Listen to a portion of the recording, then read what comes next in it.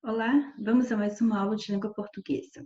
Hoje nós vamos trabalhar sintaxe e o assunto vai da página 73 a 78. É lógico, uma parte da sintaxe. Estamos apenas iniciando, tem muito ainda para se ver em aulas futuras.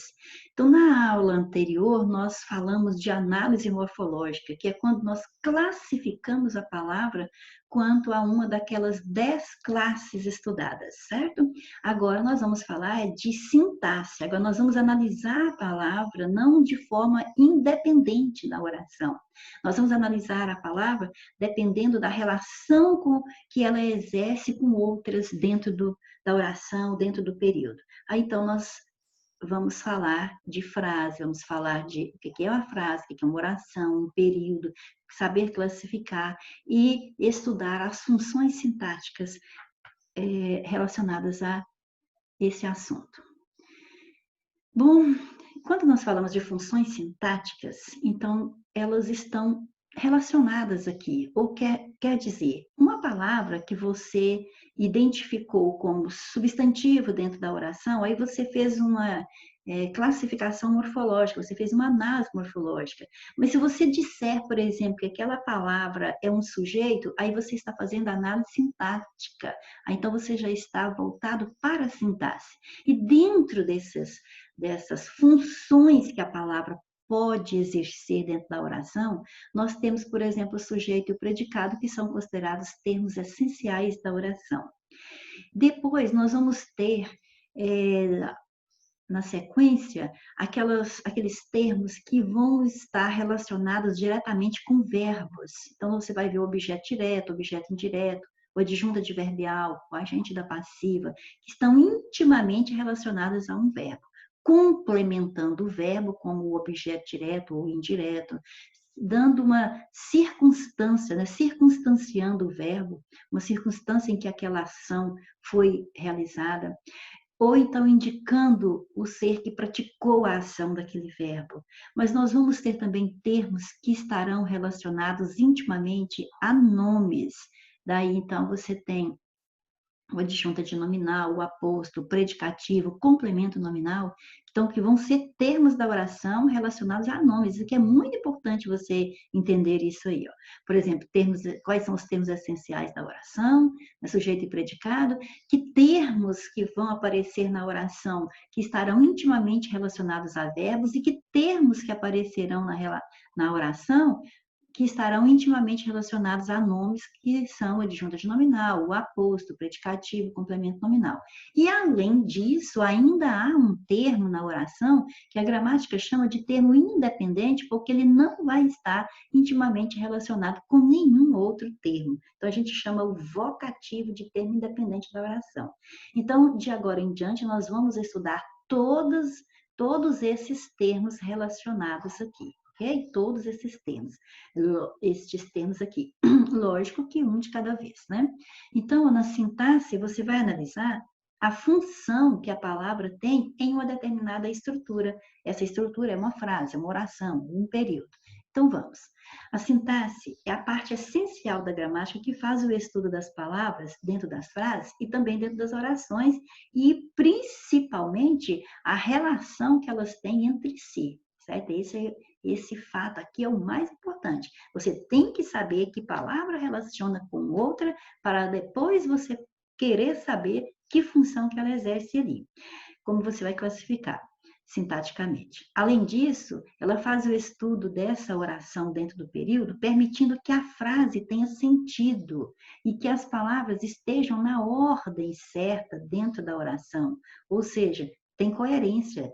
Essa é a ordem lógica, por exemplo, né, de um conjunto de palavras dentro da oração, porque faz sentido. Então, isso tudo é a sintaxe que trata, certo? A sintaxe que trata de tudo isso. E assim, para nós irmos adentrando passo a passo o assunto da sintaxe, então eu já tenho que compreender o que é uma frase. Então, a frase é um enunciado, mas que tenha sentido completo, certo? E se não tiver sentido completo, você pode ter dezenas de palavras ali relacionadas, né? Relacionadas não, jogadas numa sentença, por exemplo. Pode ter um montão de palavras lá. Se elas não fizerem sentido, então elas não formaram uma frase, certo? Então, tem que ser capaz de estabelecer comunicação. E ela vai ser chamada de frase nominal quando essa sentença for construída sem a presença de verbo. Por exemplo, se você fala fogo, ou então simplesmente fala assim, cuidado, ou então belo serviço seu, ou bom dia, amiga. Você não vê nenhum verbo nessas construções, mas você vê frase, porque se, dependendo do contexto em que estiver, dependendo do jeito que a pessoa fala a palavra fogo, ou então cuidado, você entende que a pessoa está querendo passar uma determinada mensagem. Então, se você entendeu isso, isso fez sentido, então isso é uma frase. Não tem verbo, então é uma frase nominal, ok? Porém, nós vamos ter, e é o que vai nos interessar agora, as frases verbais que nós podemos chamar de oração. Então, frase verbal ou oração é a mesma coisa, certo? E o que é? É todo enunciado que se estrutura em torno de um verbo. Então, elas vão ser organizadas, lógico, em torno de um verbo, por isso que é frase verbal, ou então uma locução verbal. E então, se tem verbo, você tem oração. Por exemplo, o balão subiu, subiu. Então, aqui você tem o verbo subir, repetido só para dar ênfase e ideia de continuidade à ação que o balão executava. Mas você tem uma frase verbal ou oração, que é a mesma coisa. Ele conhece muitos países, você tem o verbo conhecer. Então, você tem uma frase verbal ou você tem uma oração, que são a mesma coisa, ok? Se fosse assim também, ó. Ele começou ele começou a estudar sintaxe. Então, olha, nessa frase você tem também, né, uma oração, porque você tem verbo, e você tem dois verbos indicando só o fato de estudar, você está referenciando aqui, é o fato de estudar, então você chama isso de locução verbal, porque são dois verbos, mesmo que eles estejam intermediados pela preposição a, isso não tem problema, às vezes ele não vem com preposição no meio, às vezes vem, mas é locução verbal porque os dois juntos informam um fato só. Então, se eu tenho um verbo, ou se eu tenho uma locução verbal, eu tenho frase verbal ou oração. E período, o que é? Uma frase verbal, uma oração, é período também. Só que aí eu preciso observar que o período ele pode ser organizado em torno de uma ou de várias orações. Mas o que é que faz eu ter uma ou várias orações no período? É o verbo, é o número de verbos. Então, oração depende do número de verbos. Se eu tenho um verbo, eu tenho uma oração. Se eu tenho dois verbos, eu tenho duas orações naquele período. Veja bem, que saudade sinto dela. É só o verbo sentir. Então, você tem um verbo, então você tem apenas uma oração, então você tem um período que você vai chamar de simples, e nesse caso, você vai chamar essa oração de absoluta. Quando só existe uma oração no período, você tem uma oração absoluta. Enquanto que neste exemplo aqui, ó, eu cheguei e ela saiu, você tem dois verbos, o verbo chegar e o verbo sair. Então, se você tem dois verbos no período, você tem duas orações. E se você tem duas orações, você não tem mais um período simples, agora você tem um período composto. Então, entenda que o número de orações em um período é determinado pelo número de verbos. E o período é delimitado por uma pontuação, que é o ponto final. Se eu fosse continuar, eu teria que começar outra oração agora era com letra maiúscula, então delimitou, terminou um período. Então aqui eu tenho um período, aqui também eu só tenho uma pontuação, então eu só tenho um período. Período você marca pela pontuação que exija de você letra maiúscula se você for continuar naquele mesmo parágrafo. Aí terminou um período. Mas oração é o tanto de verbo que você tiver ali ou de locução verbal, certo? Vamos fazer um outro exemplo aqui, utilizando locução verbal, para que você não confunda essa questão de quantidade de verbos. Por exemplo, o professor começou a falar, começou a falar sobre sintaxe. Então, embora você veja aqui o verbo começar e o verbo falar, você tem que observar que os dois juntos estão informando um fato só que o professor está fazendo, que é falar sobre sintaxe. Então, eles informam um fato só, eles não formam duas orações, eles formam uma locução verbal, e é uma locução verbal, então eu tenho uma oração, então eu tenho um período simples, oração absoluta, certo? Vamos fazer outro exemplo. Por exemplo, o aluno começou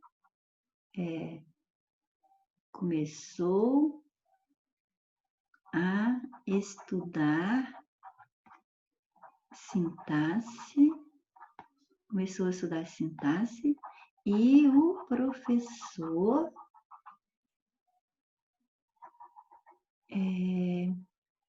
começou a explicar termos da oração. Ótimo, então o que eu tenho aqui é só para novamente mostrar para você que começou a estudar é uma locução verbal, então é uma oração.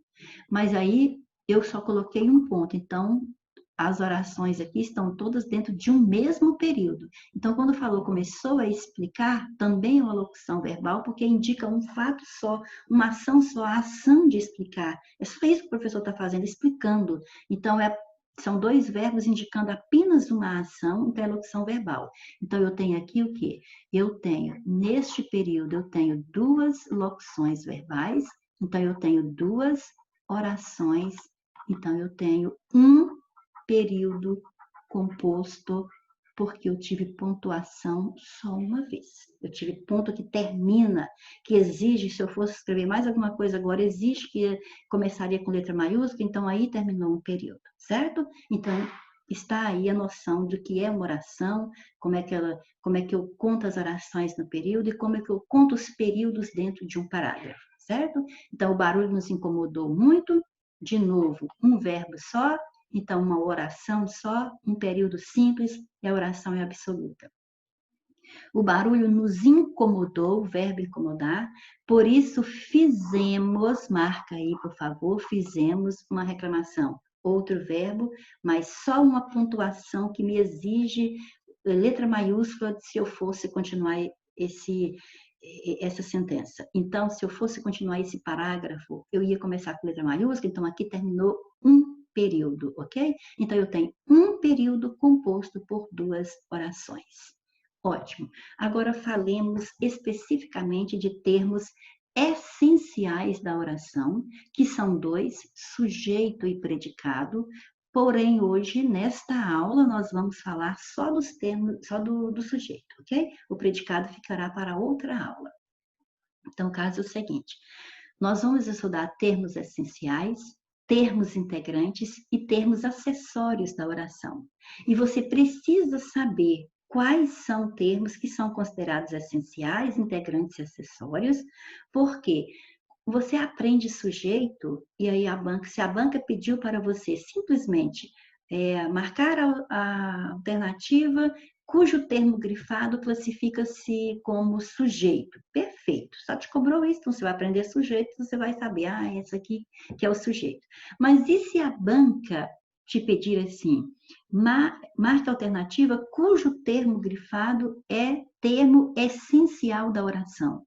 Aí você pensa assim, ai meu Deus, o que é termo essencial da oração? Aí é sujeito e predicado. Então você tem que saber que quais são os termos essenciais, que é sujeito e predicado, quais são os termos integrantes, que nós vamos estudar depois, quais são os termos acessórios, que vamos estudar também, porque às vezes a banca vai te perguntar, é isso aí, ok?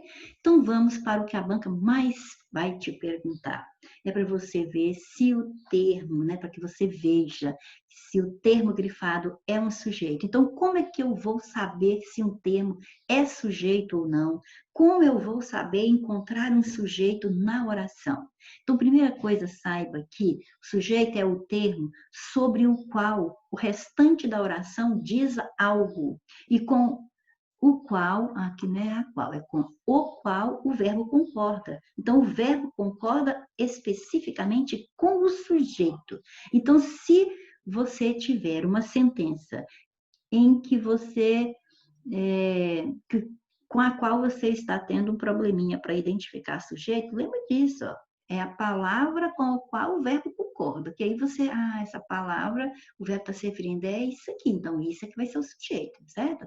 Além do mais, você tem que saber que como é que se descobre sujeito. Ó. Descobre-se o sujeito perguntando, tem uma vírgula aqui, perguntando o quê?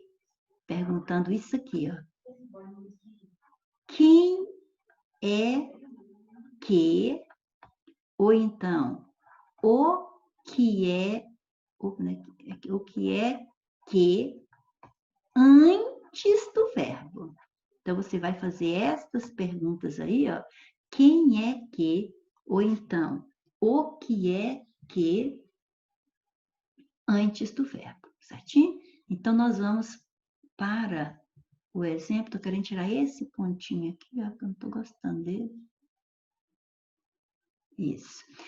Então, nós vamos para o primeiro exemplo. Nós saímos cedo ontem. Então, lógico que a maioria das vezes vai aparecer para você sentenças que você não tem dúvida do que é sujeito. Mas você tem que treinar este macetezinho aí, porque também vão aparecer sentenças para você que você vai ficar em dúvida. Meu Deus, no meio de tanta palavra, não está em ordem direta. Qual é o sujeito aqui? Então, o que você faz? Primeiro vai ao verbo.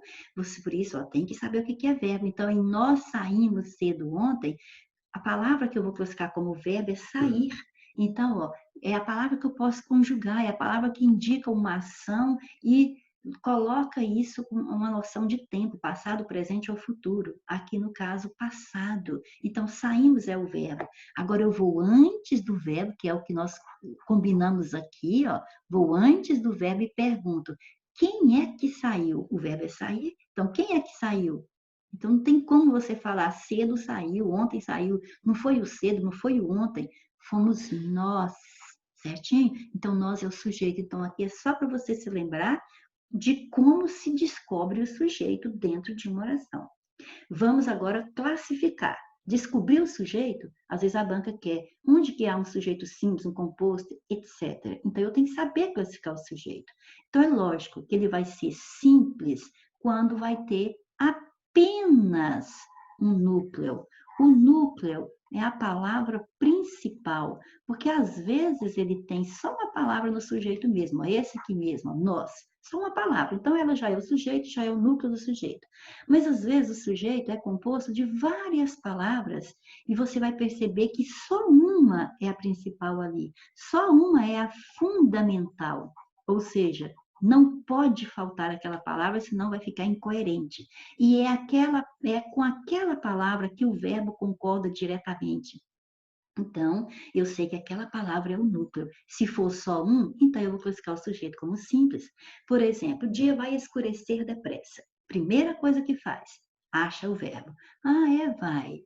Mas tem escurecer também. Então pronto, eu tenho uma locução verbal. Então é aqui que eu tenho que marcar como verbo, com locução verbal. Agora eu vou antes e pergunto, quem é que ou o que é que vai escurecer? É o dia. Então, o dia é o meu sujeito, que eu vou chamar de sujeito simples, porque embora tenha duas palavras, eu sei que não é, se eu falar ou vai escurecer depressa, não tem sentido. Mas se eu falar dia vai escurecer, aí faz sentido. Então quer dizer que dia é o núcleo, só tem um núcleo, por isso o sujeito é simples. Mas às vezes ele pode ter dois ou mais núcleos, duas ou mais palavras principais, fundamentais, com as quais o verbo esteja relacionado. Aí você vai ter um sujeito composto, que pode, né, também nós sabemos que aqui nós estamos com ordem direta, olha, aqui nós estamos trabalhando com ordem direta. Ordem direta é quando eu tenho sujeito, eu tenho primeiro, depois tenho verbo, depois eu tenho os complementos verbais, se o verbo exigir objeto, e por último, se precisar de colocar adjunto adverbial, aí é que eu vou colocá-lo. Então, isso é o que eu chamo de ordem direta, mas vamos lembrando que às vezes ele vem em ordem indireta e é aí que vai ficar mais importante que você aplique esta pergunta aqui antes do verbo, certo? Para ter certeza de quem é ou qual é o sujeito da oração, tá? Olha aí, o pai e o filho eram amigos, então eu vou ao verbo primeiro. Esqueci de colocar aqui uma locução verbal só para ir lembrando. É o verbo ser. Eu era, tu eras, eles eram, tá vendo? Então, ser, o verbo ser conjugado do pretérito imperfeito do indicativo aqui. Aí eu pergunto, quem é que era mesmo? Ó, eram amigos? Quem é que era? O pai e o filho. Não tem como ter outra resposta, né? Então, o pai e o filho eram amigos. Mas você observa que quem era amigo não era só o pai, mas também o filho. Então, eu tenho dois núcleos nesse sujeito. Eu tenho, então, um sujeito composto por duas palavras que não podem faltar aqui, porque se eu tirar pai e filho, o e o eram amigos. Olha, que sentido que tem? Nenhum. Agora, pai eram amigos também, não tem jeito. Só filho eram amigos, não tem jeito, tem que ser as duas. O verbo se refere às duas. Então, dois núcleos, sujeito composto. Mas às vezes você sabe que existe um sujeito e ele não apareceu na oração. Então ele não vai estar expresso. Não está expresso na oração quer dizer que ele não está escrito na oração. Só que, mesmo ele não estando escrito na oração, eu posso reconhecê-lo através da desinência do verbo. Pelo verbo eu sei a quem estamos nos referindo, certo? Então, este sujeito vai se chamar sujeito, o mais comum, a classificação mais comum é oculto.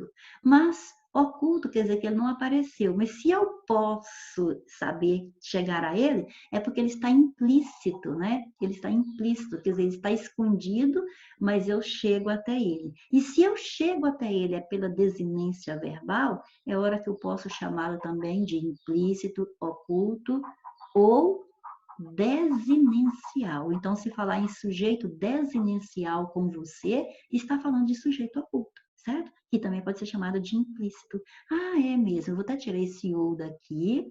Com licença, vou tirar esse ou, deixar a vírgula e colocar aqui, porque ainda pode ter mais uma outra classificação, um outro nome para sujeito oculto, muito comum. Elíptico.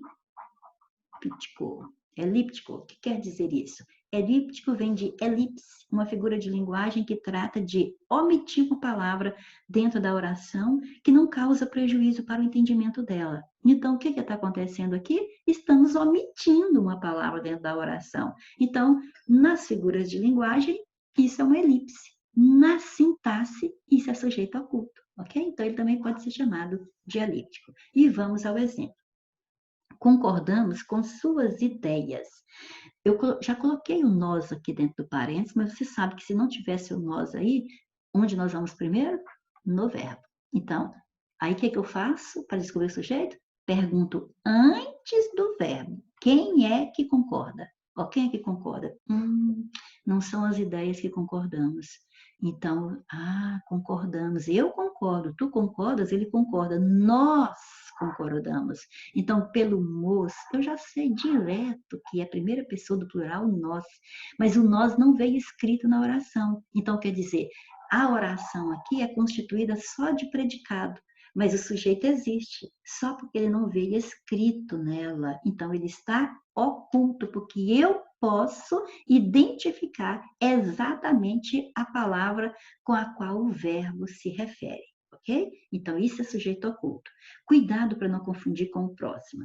Sujeito indeterminado é quando não está expresso. Opa, aí ficou igual ao oculto.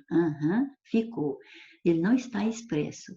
Mas, ao contrário do oculto, que pode ser identificado, nenhum outro termo nessa oração vai fornecer elementos para você reconhecer. Então, é aquele que você vai falar assim, ó, alguém, né? Alguém fez algo, ou então refere-se a alguém, mas não se sabe quem. Então, o raciocínio é este, ó, quando o sujeito é indeterminado. Alguém fez alguma coisa, está se referindo a alguém, mas eu não sei quem, certo? É desse jeito que você vai pensar. Então, aí, quer dizer, existe o sujeito, então você concordou que o sujeito existe, só que você não consegue descobri-lo pela oração que foi lhe dada.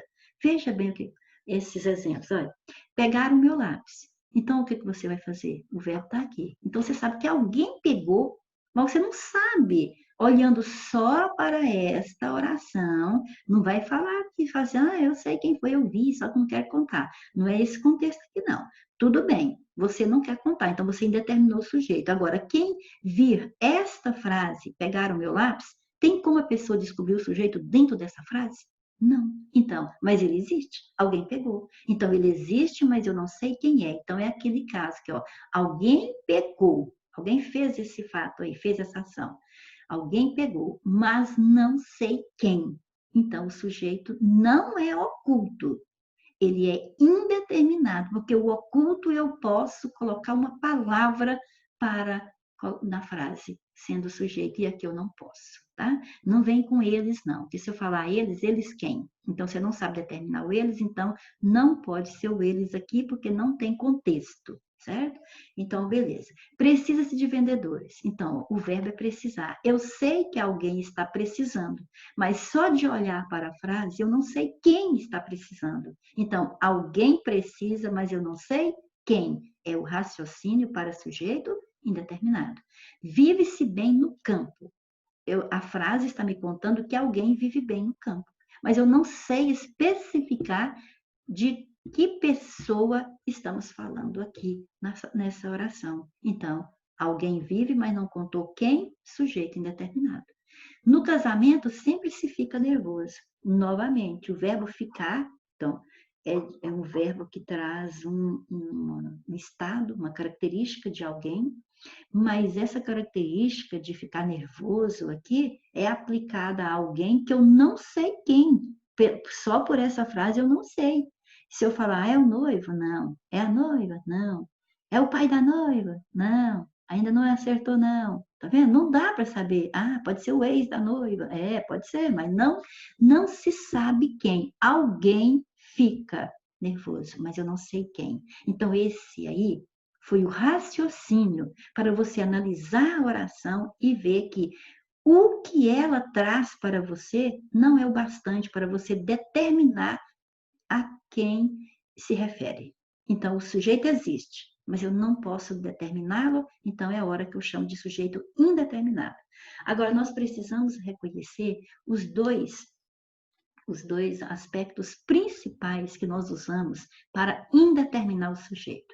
Primeiro aspecto é este aqui, ó, é usar o verbo na terceira pessoa do plural sem nenhuma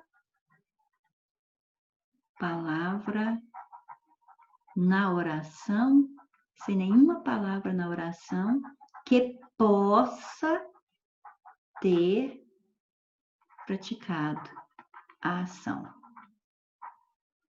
Fato, vou falar um fato aqui, tá bom? Por exemplo, pegar meu lápis, então, pronto, o verbo está na terceira pessoa do plural, como dissemos aqui, e não tem nenhuma palavra na oração que possa ser aquele ser que praticou a ação de pegar. Então, aí eu tenho sujeito determinado.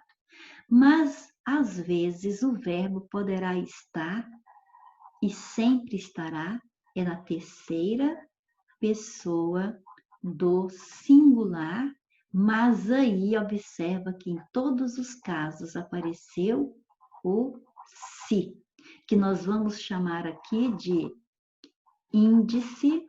Esse se vai ser chamado de índice de indeterminação do sujeito. Abreviadamente, nós vamos falar IIS. Mas como muitas vezes o se tem outras funções dentro da oração, então eu preciso saber quando é exatamente que o se vai ser considerado índice de indeterminação do sujeito. Primeiro grave. Como índice de determinação do sujeito, o verbo só poderá estar na terceira pessoa do singular. Mas que verbos? Só não será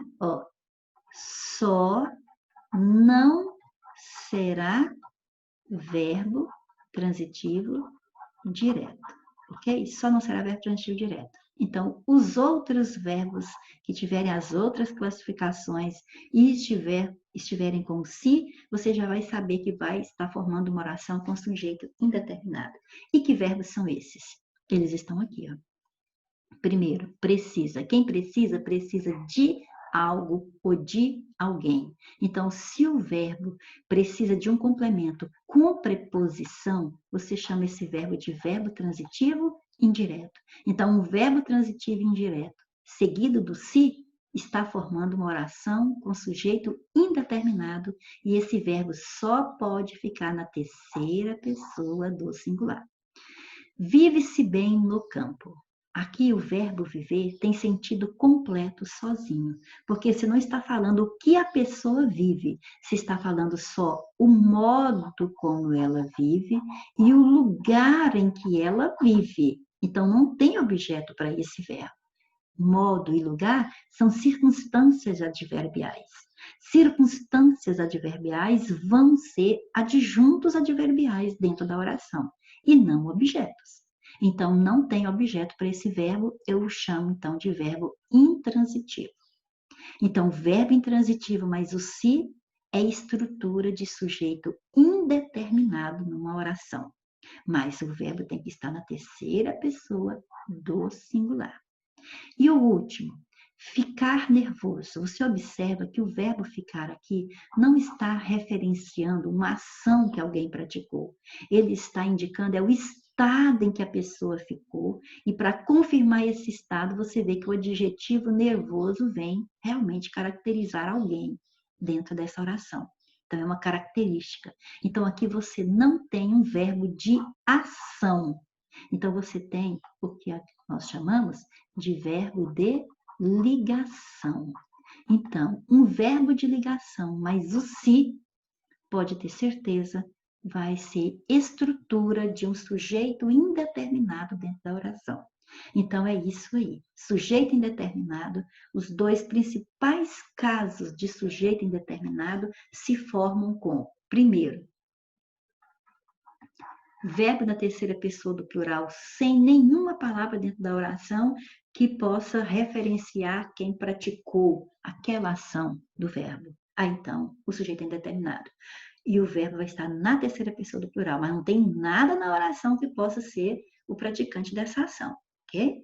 Não é só estar na terceira pessoa do plural, não. Isso vai ser muito comum, ter verbo na terceira pessoa do plural. Mas para ser sujeito indeterminado, não tem um referente, né, a quem esse verbo se refere na oração. Ou então o verbo vai estar na terceira do singular mais o se, e tem que ser um desses três verbos aí. Então, é o segundo caso, segunda forma de você fazer sujeito indeterminado. Transitivo indireto, intransitivo ou de ligação mais o se, sempre no singular. Então, é só você gravar que para fazer sujeito indeterminado com verbo mais o se, só não se pode usar o verbo transitivo direto. Oração sem sujeito. Então, agora não tem sujeito. Eu posso chamar de sem sujeito ou então sujeito inexistente. Ou seja, ele não existe. Não vai existir sujeito na oração com verbos que nós vamos chamar de verbos impessoais. Então, ocorre com verbos impessoais. E dos verbos impessoais que nós vamos poder encontrar numa oração sem sujeito, vão estar principalmente o verbo haver, com sentido de existir ou de tempo passado, claro que é de tempo passado. O verbo fazer, ser, estar, também indicando tempo. Cuidado, não é fazer, por exemplo, eles fazem a lição, sujeito eles.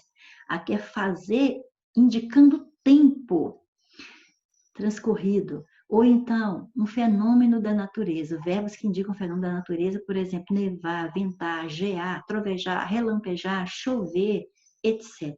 Então, verbos assim, indicando tempo, fenômeno da natureza, indicando sentido de existir, indicando sentido de existir, não é o verbo existir, certo? Você vai ter oração sem sujeito. Veja bem, há muitos anos que eu não o vejo. É claro que você tem o verbo ver aqui, e o sujeito dele é eu. Quem não vê, eu. Eu vejo. Mas nós temos duas orações. Ó. Uma oração é com o verbo haver, há muitos anos. Então, e a outra oração com o verbo ver. Uma é com o verbo haver e a outra com o verbo ver. O verbo ver tem sujeito, sempre tem alguém para ver alguma coisa, certo? Mas o verbo haver aqui está no sentido de tempo passado. Olha, está no sentido de tempo passado, há muitos anos. Então, o que eu estou fazendo? Referência a tempo transcorrido. Dessa forma, ninguém há muitos anos. Você não tem como você perguntar aqui, ó, quem é que há muitos anos? Não tem jeito quem é que há muitos anos. Não tem sentido. Então, você tem aqui o verbo haver no sentido de tempo passado, indicando o tempo transcorrido, você não tem que sofrer, não. Essa oração é oração sem sujeito. A segunda tem o sujeito simples eu. Há muitas crianças aqui. De novo é o verbo haver. E você vê que você poderia falar assim, ó. Existem muitas crianças aqui. Lembre-se que o verbo haver, no sentido de existir, é impessoal, só se usa no singular. Certo? Verbos impessoais só se usam no singular. Ok? Então, o verbo haver, no sentido de existir, é impessoal, fica só no singular. Mas o existir pode ter plural, certo? A palavra na frente é plural, muitas crianças. Então, existem muitas crianças. Nós estamos colocando o existir aqui só para você ver, para você fazer o raciocínio, porque o haver nesse sentido, no sentido de existir, é impessoal, só se usa no singular e forma uma oração sem sujeito, certo? Mas se fosse aplicar o verbo existir no lugar do verbo haver, aí o verbo existir concorda com o termo a qual se refere na oração. Faz 10 anos que ela mudou. Estou vendo que há duas orações, uma com o verbo fazer e outra com o verbo mudar. Quem mudou foi ela, tudo bem, ela é o sujeito simples de mudar. Mas o que nos interessa aqui é a primeira oração, faz 10 anos, com o verbo fazer. Esse faz está fazendo referência a um tempo transcorrido. Então, pronto, acabou a história. Então, ele é verbo impessoal, só fica no singular, formou uma oração sem sujeito. Nevou ontem. O verbo é nevar. Você não tem lógica você perguntar quem é que nevou ontem. Ninguém neva, porque isso é um fenômeno da natureza. Então, verbos que traduzirem fenômenos naturais são impessoais, só ficam no singular e formam oração sem sujeito. Ótimo. Aqui você tem um quadro resumindo tudo que nós falamos sobre o sujeito. Ele pode ser simples, um só núcleo, um exemplo, a vida é bela, a vida é o núcleo. Ele pode ser composto, 2 ou mais núcleos. Tênis e natação são ótimos exercícios físicos. O que são ótimos aqui? Tênis e natação é o sujeito composto de 2 núcleos. Tênis é um natação é o outro.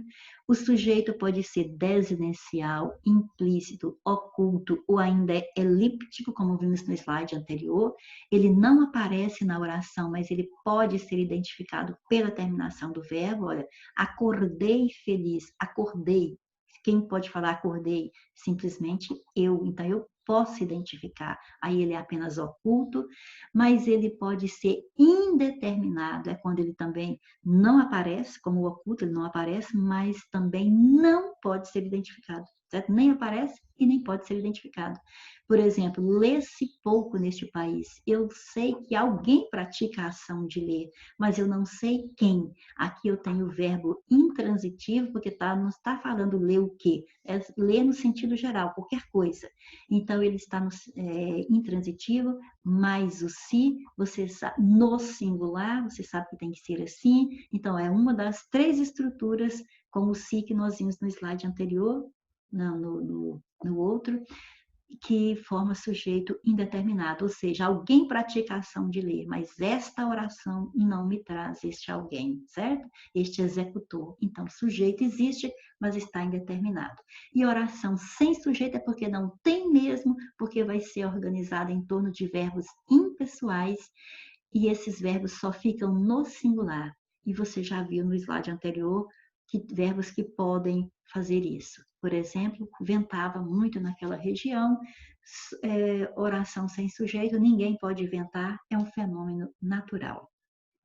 E vamos à primeira questão.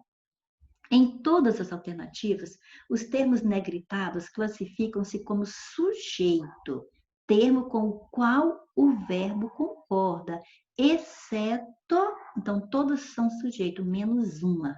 Olha, quem fará essa escola? Fará é o verbo. Quem fará? O quem, mesmo que você ache estranho, mas o quem é um pronome, está substituindo um nome. É a mesma coisa de eu colocar um nome aqui e falar João fará essa escola? Antônio fará essa escola? Pedro fará essa escola? Então, quem fará? Eu quero saber, está no nome. Então, ele está representando aquele que fará. Então, ele é sujeito, sim. A quase todos os estados faltam densidade técnica e apetência. Eu preciso, não está na ordem direta. Aí por isso que eu falei, agora se você não pegar aquele macetezinho de achar o verbo é faltar, e ir antes do verbo e perguntar quem é ou o que é que falta, o que falta aqui? A quase todos os estados falta densidade técnica e apetência. Então, o que falta? Densidade técnica e apetência. Certinho é o sujeito. Se fosse na ordem direta, nós íamos colocar assim, ó, densidade técnica e apetência faltam a quase todos os estados, certo? Não há tempo, a palavra tempo está grifada. E o verbo é o primeiro que eu tenho que achar. Aqui eu sei que tem mais verbos lá na frente, mas o que me interessa é o verbo haver, porque o tempo está bem aqui. E aí eu já sei da história do verbo haver. Ninguém pode se esquecer da história dele. Verbo haver, se estiver referenciando um tempo passado ou sentido de existir, não há tempo, não existe tempo. Ele é verbo impessoal. Impessoal só fica no singular e forma oração sem sujeito. Então, esse tempo não é sujeito do verbo haver. É a letra C que não é sujeito, certo? Porque o verbo é impessoal. Impessoal não tem sujeito. Na prática, devem-se podar conteúdos. Olha, aqui acontece que aí você falaria assim, ó, tem o se, então o sujeito tem determinado, então isso aqui não pode ser o sujeito, que indeterminado não aparece na oração. Cuidado! Nós falamos agora mesmo que o se só é índice de determinação do sujeito com verbos intransitivos, transitivos indiretos e de ligação. De ligação ele já não é. Você já sabe que nem dever e nem podar não são de ligação. Aí eu tenho outro detalhe. Você tem que uma locução verbal. Locução verbal, o primeiro verbo é auxiliar e o último verbo é o verbo principal. Então, só de falar que é o verbo principal, eu tenho que observar principalmente o verbo principal nesse caso aqui, ok? Então, quem poda, poda algo. Olha o raciocínio do verbo podar. Quem poda, poda algo. Quando você fala que quem poda, poda algo, você está dizendo que podar é verbo transitivo direto. Então, já sei que isso aqui não é sujeito indeterminado, é verbo transitivo direto. E aí nasce uma outra história para você. Se você tiver um verbo transitivo direto mais um se, sabe o que que você tem ali? Você tem voz passiva, e você já estudou isso. Se esqueceu disso, vai ter que voltar e estudar de novo. É voz passiva e é sintética, porque eu tenho passiva sintética, porque eu tenho passiva analítica quando é locução verbal, mas sem o se. Aqui, embora eu tenha locução verbal, eu tenho o se. Então, quando tenho se como verbo transitivo direto, é voz passiva e é sintética. E daí? E daí que se eu tenho voz passiva, é porque eu tenho um sujeito paciente. Aquele sujeito que não pratica, que sofre a ação do verbo. Então, o conteúdo não está podando, ele está sendo podado. Então, aqui, ó, na prática, devem se podar conteúdos. Então, eu posso dizer que os conteúdos, na prática, os conteúdos devem ser podados.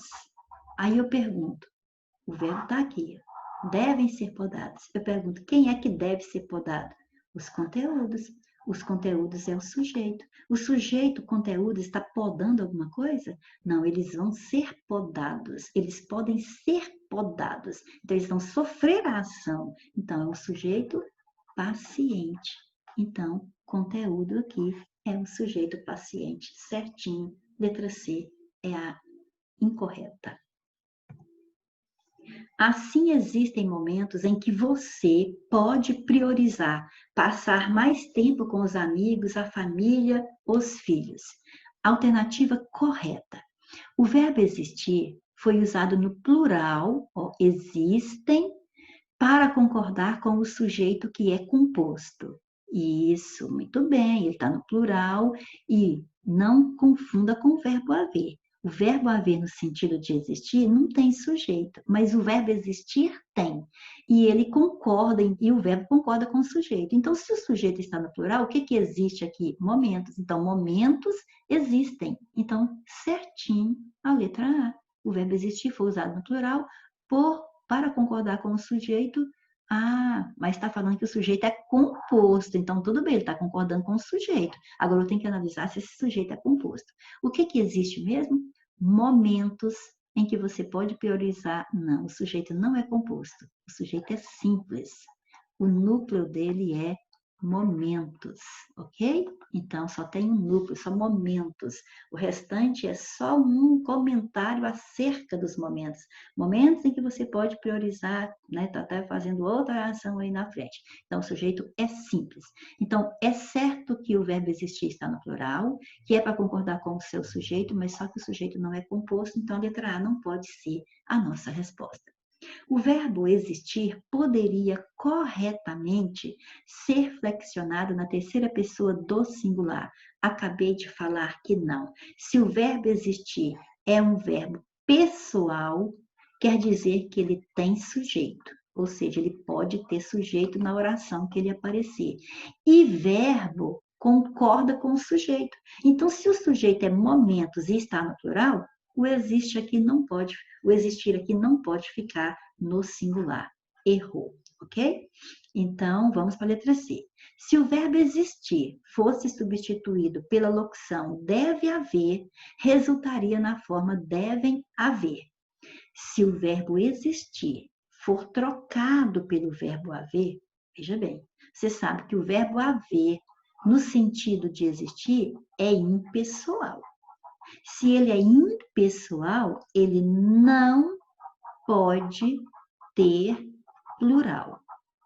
Se você usa numa locução verbal, o verbo auxiliar ganha a mesma característica do verbo principal, ok? O segundo é o verbo principal. Então, se o verbo principal é impessoal, não pode ter plural, o verbo auxiliar também fica impessoal, não pode ter plural, então não pode ser devem haver, tinha que ser deve haver. O verbo poder foi usado no singular porque compõe uma oração com sujeito indeterminado. Bom, pode, momentos em que você pode priorizar. Pode priorizar, é uma locução verbal. Quem é que pode? Eu vou antes do verbo pergunta. Quem é que pode priorizar? Você. O sujeito está bem aqui, não tem nada de sujeito indeterminado, ele é um sujeito simples. Então, sobrou a letra E. Se o verbo existir fosse substituído pelo verbo haver, resultaria na forma A. Isso. Assim, existem momentos, assim, há momentos. O verbo haver, no sentido de existir, só se usa no singular, certinho, a letra E. Opção em que ocorre erro na análise da classificação do tipo de sujeito. Ó, nós vamos marcar onde haja erro. Existe gente casa e gente apartamento. Ó, o que que existe? Você já sabe que existir é um verbo pessoal.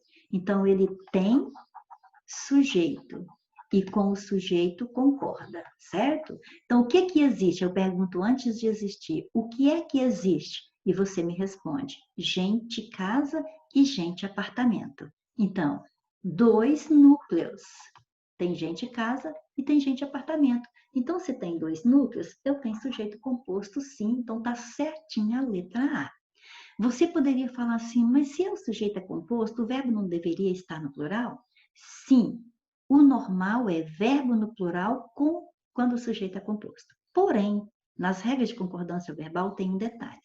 Quando o sujeito composto está posposto, o que quer dizer posposto? Ele está posto depois do verbo. Então, sujeito composto, posposto ao verbo. E daí, o que que tem?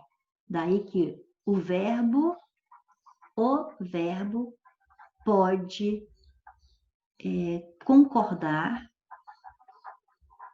com o núcleo mais próximo. Ou com os dois.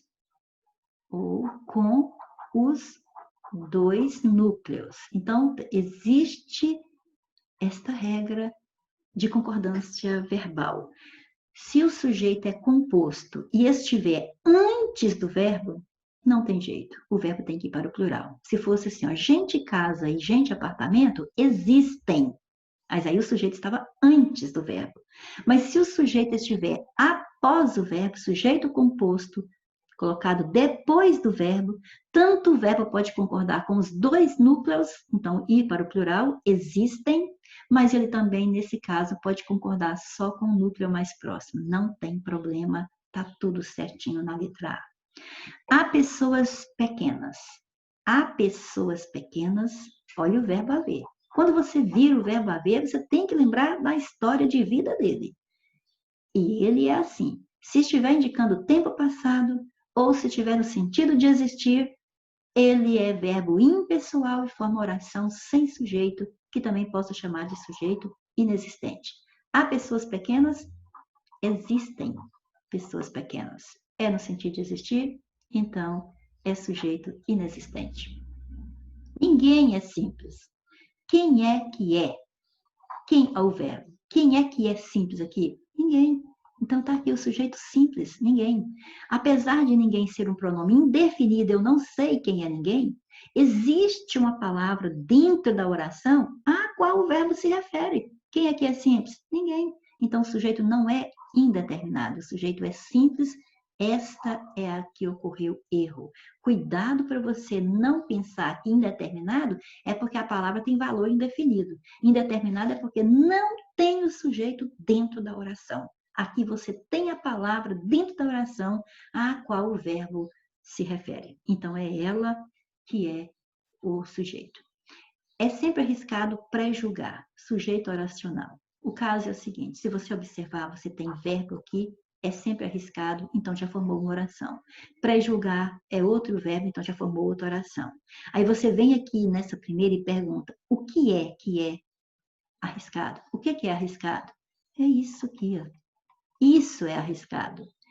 Isso é sempre arriscado. Então, pré-julgar é sempre arriscado. Então, esse pré-julgar está funcionando como sujeito da primeira oração e como ele é um verbo, ele é uma oração também. Então, eu digo que é um sujeito oracional. Sempre que isso acontecer, você poderá trocar pela palavra isso.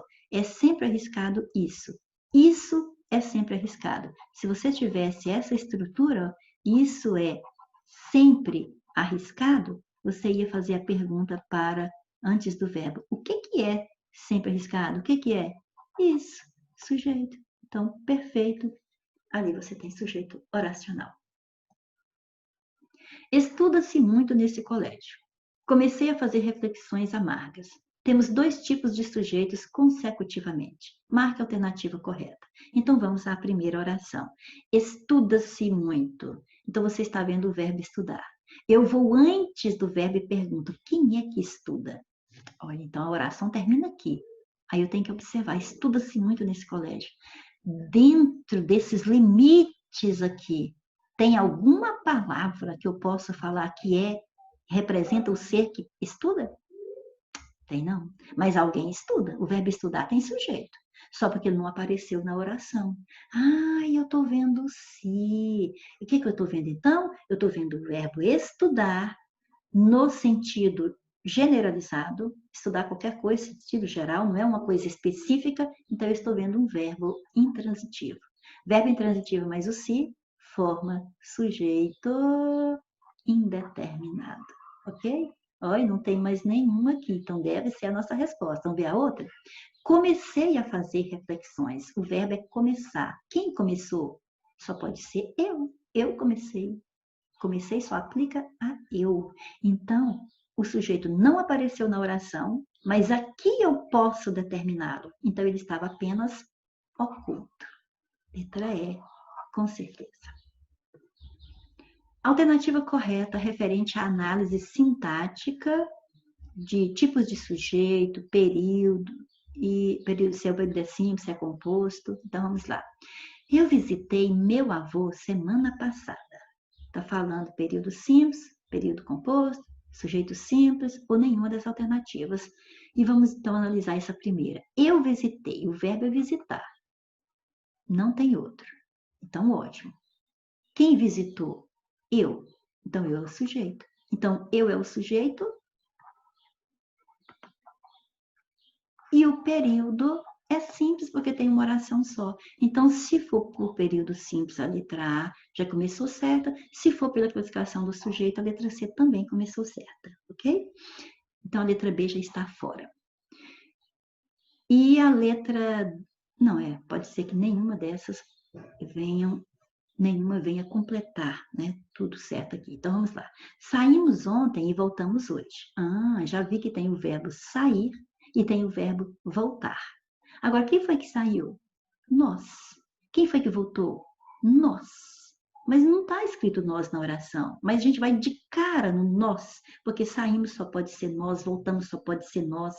Então, eu tenho dois verbos, eu tenho duas orações, então eu tenho o período composto por duas orações e o sujeito é oculto nós. Então, vamos lá. Período composto, certo, eu tenho período composto. Letra C, período composto? Sim, eu tenho período composto. Não falou de sujeito agora. Vamos à última. Os meninos estão brincando. Quem está brincando? Os meninos. Estão brincando. É uma locução verbal. Locução verbal forma um período, uma oração só, então um período simples, certo? Porque os dois verbos juntos informam só uma coisa que os meninos fazem, brincar. E quem é que está praticando? Os meninos, sujeito simples também. Então, Na última falou que é sujeito oculto, ele está bem escritinho lá na oração. Então, a letra A trouxe todas as análises corretas. De acordo com o Dicionário da Língua Portuguesa, Aurélio, em sua 9ª edição, sujeito significa termo da oração a respeito do qual se anuncia alguma coisa e com o qual o verbo concorda. Perfeito. Baseando-se nessa afirmação e em seus conhecimentos sobre os variados tipos de sujeito, indique, dentre os enunciados abaixo, apenas aquele que apresenta um caso de oração sem sujeito, ou seja, aquela que sempre vai ter um verbo impessoal. Então, vamos lá. Um artista não pode escrever como fala. Ó, o verbo escrever é o principal aqui. Alguém escreve, entendeu? Então, aqui tem sujeito e é exatamente quem é que não pode escrever como fala?